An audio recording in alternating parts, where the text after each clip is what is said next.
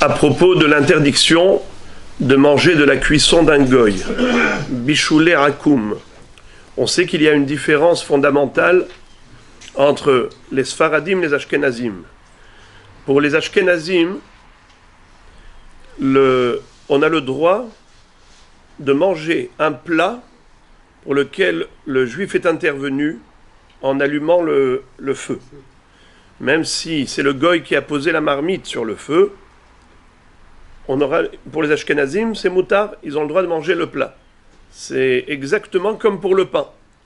Lorsque le juif allumait le four et que le goy a enfourné le pain, malgré tout, le pain est kasher, parce que c'est le juif qui a allumé le four. Même si, par exemple, à l'époque où ils avaient un four qui était fait avec des bûches de bois ou du charbon, le juif a jeté dedans un kissam, c'est-à-dire un brindis, eh bien ça suffit. Un morceau de bois, ça suffit. Mais pour les Sfaradim, il y a une différence entre pâte et tavshil, le pain et le plat. Pour le pain, en effet, Hachamim ont été tolérants et ils ont dit qu'il est suffisant que le juif allume le feu et ensuite le goy peut enfourner le pain. Mais pour le tavshil, non. Il faut que ce soit le juif qui ait fait une action au niveau du plat.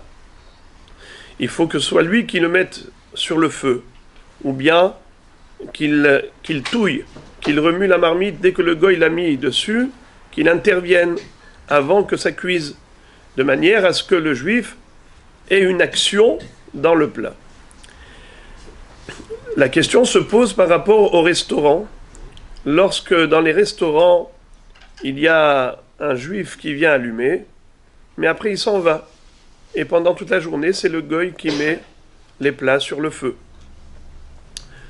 Est-ce qu'un séfarade a le droit de manger dans un tel restaurant, dans un tel hôtel, où le juif allume et après c'est le goy qui met les plats pendant la journée?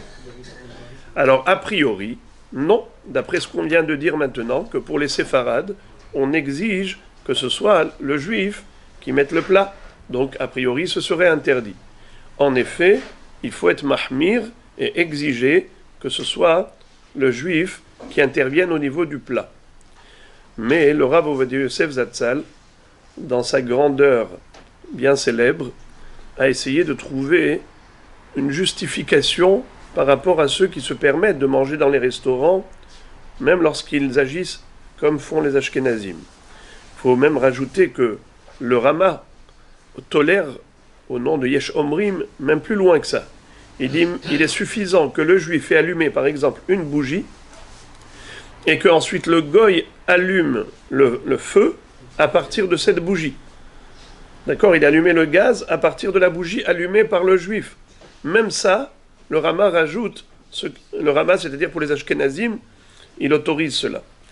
Alors maintenant, qu'en est-il pour les séfarades? Bien sûr que les Khatkhila, a priori, il faut exiger, comme le dit Rabbi Yosef Karo dans le Shulchan Aruch. Mais, au niveau des restaurants, le Rav de Yosef dit que peut-être on pourrait trouver une justification pour ceux qui se permettent de manger comme les Ashkenazim, parce qu'il y a plusieurs mahloktot à ce propos. Certains disent que l'interdiction de manger du plat d'un goy, c'est seulement si le goy il a cuisiné chez lui. Mais s'il est venu chez nous pour cuisiner, alors ce serait autorisé. Il y a certains rishonim qui pensent ainsi.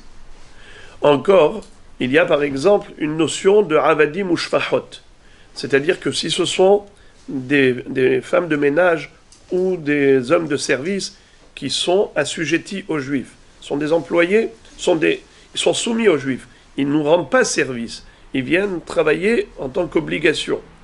Dans ce cas, d'après certains rishonim, il n'y a pas d'interdiction de bichoulé akoum. Donc on pourrait assimiler des employés, des chefs cuisiniers qui sont employés, à ces avadim ou shfahot, qui ne sont pas là pour nous rendre service, ils sont là pour prendre un service, pour recevoir leur argent en travaillant pour le juif.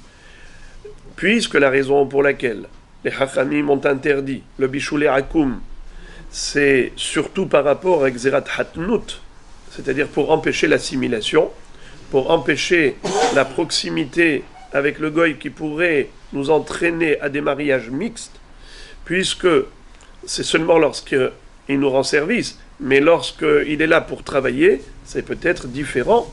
Donc le Rav Ovadia Yosef Zatzal conclut en disant, puisqu'on est dans Safek Sfeka, c'est-à-dire il y a plusieurs sfekot qui se rajoutent, alors il y a lieu d'être tolérant et de pouvoir manger dans ces restaurants s'il n'y a pas la possibilité de faire comme l'exige le Shulchan Aruch.